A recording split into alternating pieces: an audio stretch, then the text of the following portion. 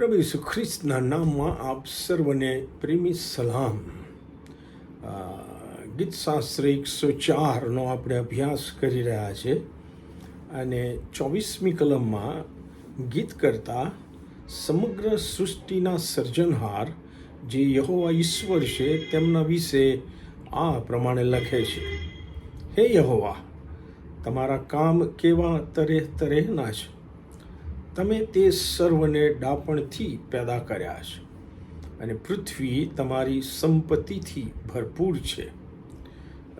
યહોવાએ પોતાના જ્ઞાન અને ડાપણમાં પોતાના માલિકી અધિકાર સાથે સગળું ઉત્પન્ન કર્યું છે અને જે કાંઈ ઉત્પન્ન કર્યું છે તેને નિભાવી રાખવાનું કામ પણ ઈશ્વર જ કરે છે.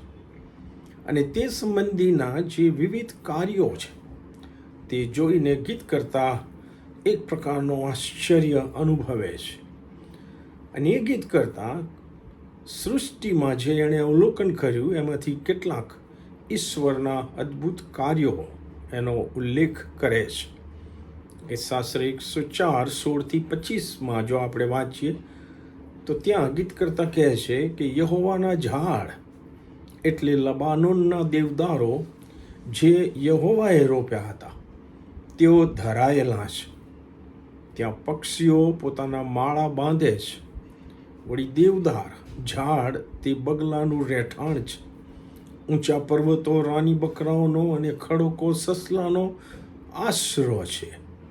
ઋતુઓને માટે યહોવાએ ચંદ્ર ઠરાવ્યો અને સૂર્ય પોતાનો અસ્તકાળ જાણે છે. આ ઈશ્વરના કૃત્યો છે, ઈશ્વરના અધિકાર નીચે ઈશ્વરે ઠરાવેલા સમયમાં થઈ રહેલા કાર્યોની વાત ગીત કરતા કરે છે.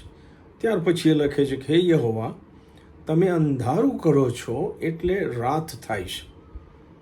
ત્યારે વનના સર્વ પશુઓ બહાર નીકળે છે, જેને આપણે નિશાચર પશુઓ કહીએ છીએ. સિંહના બચ્ચા શિકાર મેળવવાને ગર્જના કરે છે. તેઓ ઈશ્વર પાસે પોતાનો ખોરાક માગે છે, જાણે કે ગર્જના કરીને એમ કહે છે કે પ્રભુ, અમને અમારો ખોરાક આપો. સૂર્ય ઉગે કે તરત તેઓ જતા રહે છે અને પોતાના કોતરોમાં સૂઈ જાય છે. માણસ પોતાનો ધંધો કરવા બહાર નીકળે છે અને સાંજ સુધી પોતાનો ઉદ્યોગ ચલાવે છે. મતલબ કે દિવસ ઈશ્વરે મનુષ્યને મહેનત કરવાના માટે અને પોતાના કામકાજ કરવાના માટે આપ્યા છે અને સાંજ સુધી એણે કરવાનું છે અને પછી રાત્રે એણે આરામ કરવાનો છે.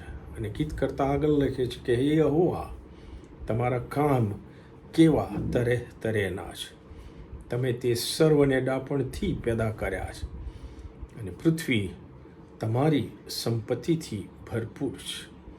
વાલો, સૃષ્ટિમાં આપણે દ્રષ્ટિ કરીએ, અવલોકન કરીએ તો સર્વ જગ્યાએ ઈશ્વરી બાબતો, ઈશ્વરોનો અમલ દેખાય છે કે જેને આખી સૃષ્ટિ આધીન થાય છે. ગીતશાસ્ત્ર 19 અને 1 પણ લખ્યું છે કે આકાશો ઈશ્વરનું ગૌરવ પ્રગટ કરે છે અને અંતરિક્ષ ઈશ્વરના હાથનું કામ દર્શાવે છે. આમેન.